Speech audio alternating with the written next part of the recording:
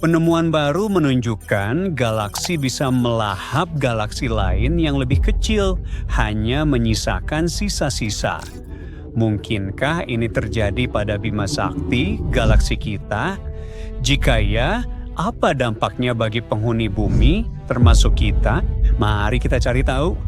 Seluruh penemuan ini adalah kisah yang menarik.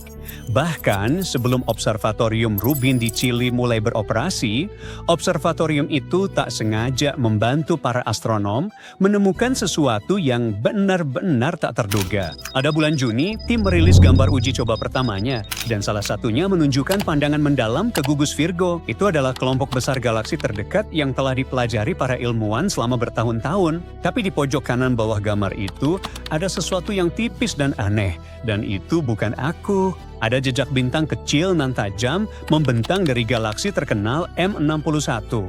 Belum pernah terlihat sebelumnya. Sekarang M61 mirip galaksi Bima Sakti kita. Galaksi spiral berbatang ini punya lengan panjang yang melengkung lebar. Tapi meskipun bentuknya mirip, pusat M61 jauh lebih dramatis. Sementara lubang hitam supermasif di Bima Sakti duduk dengan tenang, seolah-olah sedang tidur, lubang hitam di M61 justru terjaga dan lapar. Ia melahap materi di sekitarnya dan memuntahkan aliran energi yang sangat kuat, menciptakan semacam badai galaksi yang menyebar ke seluruh galaksi. M61 telah dipelajari selama beberapa dekade, tapi kamera Rubin memang dirancang untuk nangkap hal-hal yang sangat redup. Itulah sebabnya sistem bintang baru ini tiba-tiba muncul. Rasanya seperti seseorang menyalain senter di ruangan gelap. Sekarang aliran ini sangat besar, panjangnya sekitar 50 kiloparsec atau kira-kira 163.000 tahun cahaya. Itu lebih gede dari ukuran seluruh Bima Sakti. Kebanyakan aliran bintang di sekitar galaksi kita cuma berjarak ribuan tahun cahaya, jadi yang satu ini jauh lebih besar. Ilmuwan menduga jejak panjang itu asalnya galaksi Katai yang terlalu dekat dengan M61. Begitu galaksi Katai itu memasuki wilayah galaksi yang lebih besar, ia terperangkap dalam cengkraman gravitasinya. Perlahan, gaya pasang surut kuat mulai menarik dan meregangkannya jadi jejak bintang panjang yang samar. Akhirnya, galaksi Katai itu hancur akibat gravitasi M61. Ketika itu terjadi, galaksi yang lebih besar tampaknya merespons dengan ledakan pembentukan bintang baru sekitar 10 juta tahun yang lalu.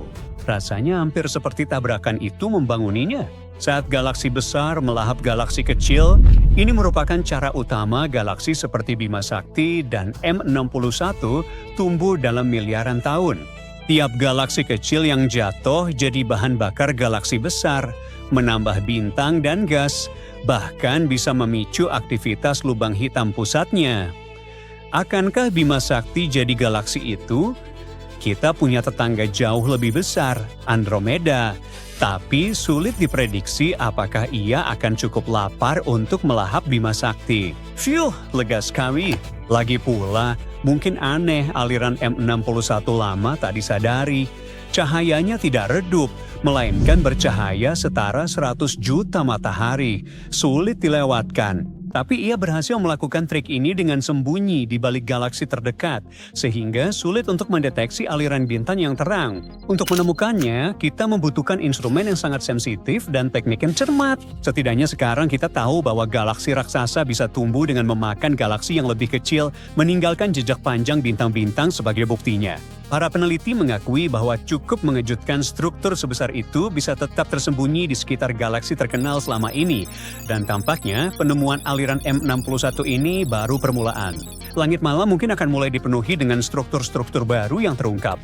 Jejak-jejak samar, galaksi yang terlupakan, dan sisa-sisa pertemuan kosmik kuno. Observatorium Rubin, pusat astronomi baru di pegunungan Chili. Nama lengkapnya Observatorium Vera C. Rubin, dinamai dari astronom penemu bukti kuak materi gelap itu nyata. Keistimewaan Rubin yakni teleskop pertama sejenisnya. Cermin raksasa, kamera sensitif, gerakan cepat, dan komputer canggihnya berteknologi mutakhir. Teleskop utamanya bernama Simons Observatory memiliki cermin 27 kaki dan menggunakan kamera LSST, kamera digital terbesar di dunia. Tapi kita akan membahasnya sedikit nanti. Selama 10 tahun, teleskop ini akan mengambil gambar yang sangat detail dari langit selatan. Teleskop ini akan memindai seluruh langit setiap beberapa malam menciptakan video timelapse berkualitas tinggi yang sangat besar, film terbesar tentang alam semesta yang pernah direkam. Film ini akan membantu para ilmuwan menemukan hal-hal yang berubah seiring waktu, seperti asteroid, komet, bintang yang menjadi lebih terang atau redup, dan bintang meledak yang disebut supernova. Untuk membuat timelapse raksasa ini, Observatorium Rubin harus menggunakan banyak teknologi baru. Beberapa bagiannya diciptakan dari nol, dan yang lainnya merupakan versi yang disempurnakan dari desain lama. Teleskop ini membantu ilmuwan mengungkap segala hal, baik yang terduga maupun yang tak terbayangkan. Meski begitu, Observatorium Rubin dibangun demi 4 tujuan utama: meneliti materi dan energi gelap, mendata objek tata surya kita, memetakan struktur Bima Sakti, serta mengamati objek yang bergerak atau berubah cahayanya. Semua pada teleskop ini, ukuran besar, kecepatan pindai tinggi, dan kamera sensitif dirancang untuk penemuan komprehensif di 4 bidang ini.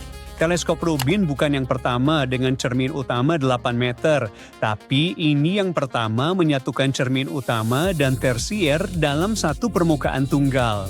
Menyatukan kedua cermin tersebut adalah inovasi khusus yang membuat seluruh teleskop menjadi lebih ringkas. Karena hal ini, teleskop bisa bergerak lebih cepat dan siap untuk pengamatan berikutnya jauh lebih cepat. Kamera LSST milik teleskop ini adalah kamera digital terbesar yang pernah dibuat. Ukurannya kira-kira sebesar sebuah SUV dan beratnya sekitar 6.000 pon. Kamera ini memiliki susunan CCD raksasa dengan 3.200 megapiksel. Satu foto aja dari Rubin begitu besar, sehingga kamu butuh sekitar 400 layar Ultra HD TV untuk menampilkannya. Ini juga merupakan teleskop besar yang bergerak paling cepat di bumi. Teleskop Rubin bisa berputar ke posisi baru hanya dalam 5 detik, dan langsung mulai mengambil gambar berikutnya. Kecepatan ini berkat desain ringkas teleskop, cermin ganda, dan motor kuat.